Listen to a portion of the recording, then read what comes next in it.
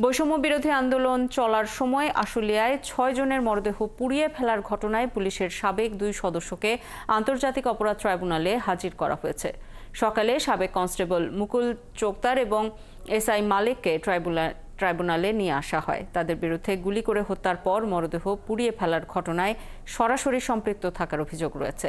এর আগে কনস্টেবল মুকুল চোকতারকে ২৬শে ডিসেম্বর আদালতে হাজির করা হয়। এ সময় তাকে গ্রেপ্তার দেখিয়ে পরবর্তী শুনানি ২৬শে জানুয়ারি ধার্য করেন ট্রাইব্যুনাল।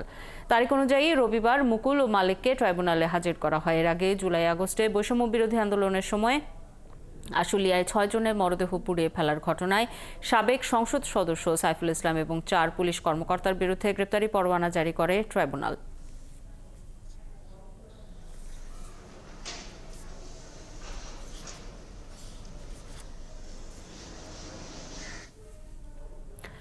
হাইকোর্টে আছেন সহকর্মী মাইনুল মারুফ, আরো খবর নিয়ে যোগ দিচ্ছেন আমাদের সাথে।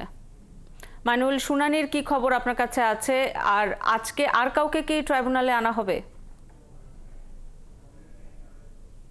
কর্মকর্তাকে আনা হয়েছে যেমনটা আপনি বলছিলেন, এবং আর কিন্তু কাউকে আজ আনার সম্ভাবনা নেই, এবং ট্রাইব্যুনাল থেকে আমাদেরকে আর কাউকে আনা হবে কিনা এমন কিছু জানানো হয়নি। তো তাই আমরা বলতেই পারি আজ এই দুজনেরকে আনা হয়েছে, এবং দুজনের শুনানি কিন্তু 12টায় শুরু হওয়ার কথা, এবং সেই অনুযায়ী আমরা বলতে পারি এখন কিন্তু শুনানি শুরু হয়ে গিয়েছে। এবং আজ মূলত একজনকে নতুন করে গ্রেপ্তার দেখানো হবে, এবং এর মধ্যে আরেকজন যে মুকুল চোকদার তাকে কিন্তু আগে আনা হয়েছিল, তাকে 1 মাস আগে এনে তাকে গ্রেপ্তার দেখানো হয়েছিল, এবং আজ নতুন করে আনা হয়েছে আরেকজনকে এসআইকে, তারও কিন্তু আজ গ্রেপ্তারি দেখানো হবে, এবং গ্রেপ্তার দেখানো শেষে তাদেরকে কারাগারে পাঠানো হতে পারে।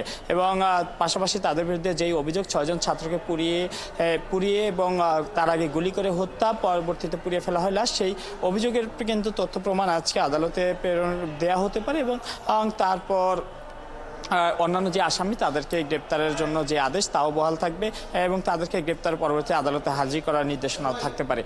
এছাড়া আমরা জানি যে গত 5 আগস্ট যেই সাভারে আশুলিয়ায় একটি ভিডিও সামাজিক যোগাযোগ মাধ্যমে ভাইরাল হয়, যেখানে দেখা যায় যে একটি ভ্যানের মধ্যে 6 জন ছাত্রকে তুলে তাকে সেই ভ্যানের ছাত্রদের লাশ তুলে তা পুড়িয়ে দেওয়া হচ্ছে, এবং সেই ঘটনায় বেশ কয়েকজন পুলিশ কর্মকর্তাকেও দেখা যায়, এবং ইতোমধ্যে কিন্তু বেশ কয়েকজনকে গ্রেপ্তারও করা হয়েছে। এর মধ্যে একজন বেশ কয়েকদিন আগেই গ্রেপ্তার হয়েছিলেন আব্দুল কাফি। এই মামলায় কিন্তু আরও বেশ কয়েকজন আসামিও রয়েছেন, যাদের মধ্যে সাবেক প্রধানমন্ত্রী শেখ হাসিনা এবং সরাসরি আসাদুজ্জামান খান কামাল সহ বেশ কয়েকজনই আছেন আওয়ামী লীগের প্রভাবশালী। এরা ছাড়াও বেশ কয়েকজন পুলিশ কর্মকর্তাও ছিলেন, এবং এর মধ্যে কয়েকজনকে গ্রেপ্তারও করা হয়েছে। আর বাকি যে 4 জন ছিল, 4 জনের মধ্যে 2 জন আজ গ্রেপ্তার করা হলো, এবং অন্য যে 2 জনের বিরুদ্ধে গ্রেপ্তারি পরোয়ানা আছে তাদেরকেও দ্রুত হয়তো গ্রেপ্তার করার জন্য যে উদ্যোগ তা নেওয়া হবে। এবং এখন এছাড়াও এই 4 জন ছাড়াও আরেকজন এমপির বিরুদ্ধে, যে আশুলিয়ার সেই এমপি, তার বিরুদ্ধে গ্রেপ্তারি পরোয়ানা জারি করেছিল ট্রাইব্যুনাল, আর তাকেও হয়তো গ্রেপ্তার করতে পারলে ট্রাইব্যুনালে হাজির করা হবে। এছাড়া যেমনটা বলছিলাম যে 5 আগস্টের এই ঘটনায় কিন্তু যে ভিডিওটি ভাইরাল হয় সেখানে কিন্তু বেশ কয়েকজনকে শনাক্ত করা হয়েছে, এবং তাদের কি নাম তা কিন্তু ট্রাইব্যুনাল জানায়নি, তবে তাদের বিরুদ্ধে যে তথ্য প্রমাণ তা কিন্তু রয়েছে ট্রাইব্যুনালে, সেগুলো আজকে দেয়া হতে পারে। এর পাশাপাশি তাদের বিরুদ্ধে যে অভিযোগ গঠন তারও কিন্তু যে কার্যক্রম, সেই কার্যক্রম এগিয়ে নেওয়ার জন্য যা যা করণীয় তা হতে পারে।